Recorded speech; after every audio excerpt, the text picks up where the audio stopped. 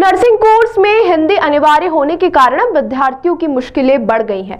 प्रदेश भर में विद्यार्थियों को कॉलेज अलॉट होने के बाद अब एडमिशन रोक दिए गए हैं। इसका खामियाजा उन विद्यार्थियों को करना पड़ रहा है जिन्होंने central board of secondary education CBSE school में पढ़ाई की है, क्योंकि यहां 11वीं के बाद हिंदी विषय नहीं होता है। वहीं एमजीएम मेडिकल कॉलेज परिसर स्थित शासकीय नर्सिंग कॉलेज में विद्यार्थी कई दिनों से मांग कर रहे हैं कि उनकी पढ़ाई शुरू की जाए, तो वहीं नए नियमों को अगले वर्ष से लागू किया जाए। एक छात्रा ने बताया कि हमने प्री नर्सिंग सिलेक्शन टेस्ट की परीक्षा दी थी, जिसकी काउंसलिंग भी हो गई और हमें कॉलेज भी अलॉट हो गया।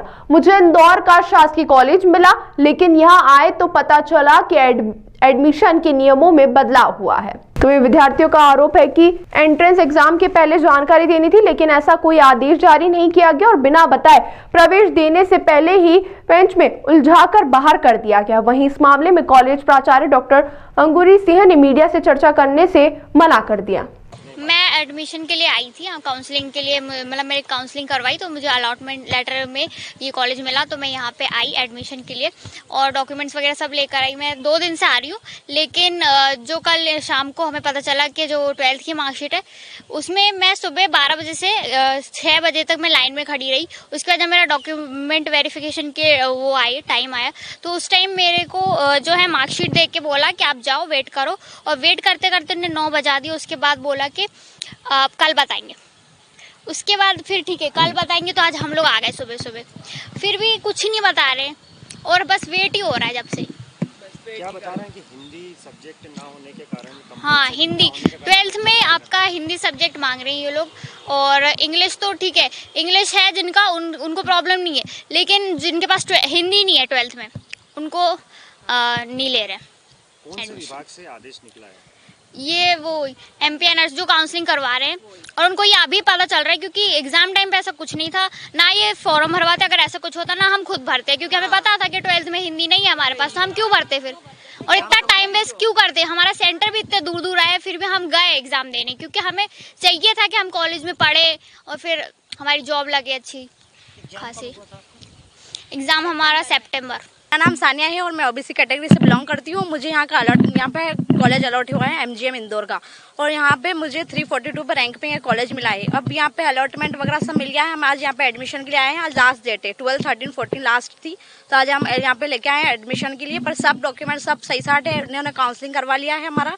अब हम वेरिफिकेशन के बाद फीस भी जमा कर देंगे, फिर उसके बाद लास्ट में जब वो ज्वाइनिंग लेटर दे रहे हैं हमें आने के लिए, तो वहाँ पे फिर वो 12th की पूरी मार्कशीट चेक कर रहे हैं ना, तो वहाँ पे देख रहे हो कि हमारा सब्जेक्ट नहीं है हिंदी, या तो हिंदी नहीं है या तो इंग्लिश नहीं है सीबीएसई वालों का। अब मैं सीबीएसई से हूँ, मेरा हिंदी नहीं है, तो अब ये हमें वो नहीं दे रहे, वो सब फीस वगैरह सब रिफंड कर रहे हो। ऐसे कितने स्टूडेंट होंगे बेटा? हाँ, अब यहाँ से तो 15 है और पूरे एमपी में लगभग 50-60 स्टूडेंट्स हैं। हमने 181 पे वुमेन हेल्पलाइन पे शिकायत दर्ज की है। उन्होंने विभाग का भी बोला है कि हमने वहाँ पे कंप्लेंट फाइल कर दी आपकी, और हमने है ना सब जगह से बोला भी है सबको। अभी पिछले भी कोई रिपोर्टर आए थे, उन्होंने भी हमारा लेके गए हैं इंटरव्यू, तो यही। और एमपीएनआरसी ने ये दिसंबर के लास्ट में निकाला है कि हिंदी इंग्लिश अनिवार्य है, और ऐसा एग्जाम के टाइम भी नहीं था।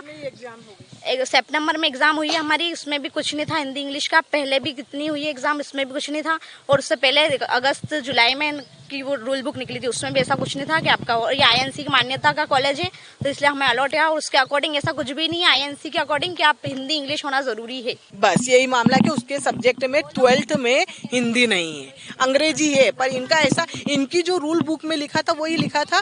देखो, सबसे पहले बायोलॉजी, फिजिक्स और केमिस्ट्री, ये तो इनके मेन सब्जेक्ट है जो होना जरूरी है नर्सिंग के लिए, है ना। उसके बाद अदर सब्जेक्ट आता है हिंदी और अंग्रेजी। अब हिंदी और अंग्रेजी में इसमें सिर्फ ये लिखा था कि उत्तीर्ण। तो भैया, जो बच्चा 12th में जिसकी अगर हिंदी अंग्रेजी है ही, मतलब अंग्रेजी मतलब है ही नहीं, उसके पास हिंदी है ही नहीं, उसने तो 12th संस्कृत से करी थी, तो संस्कृत कुछ मायने नहीं रखती कि अपने देश के लिए। संस्कृत तो हिंदी से बड़ी है ना, तो उस बच्चे को क्यों नहीं ले रही है। और हिंदी और इन्होंने ऐसा भी नहीं लिखा था रूल बुक में कि हिंदी और अंग्रेजी अनिवार्य, उत्तीर्ण एक अलग, और ये सब्जेक्ट अदर है। किसने निकाला ये आदेश? ये आदेश है एमपीआरसी का, एनआरसी वालों का, जो उन्होंने काउंसलिंग निकाली, वही जिन्होंने अपनी एग्जाम ली, वही उन्हीं का। प्रशासन की ओर से क्या जवाब दिया गया? कुछ भी जवाब नहीं दिया गया हमको।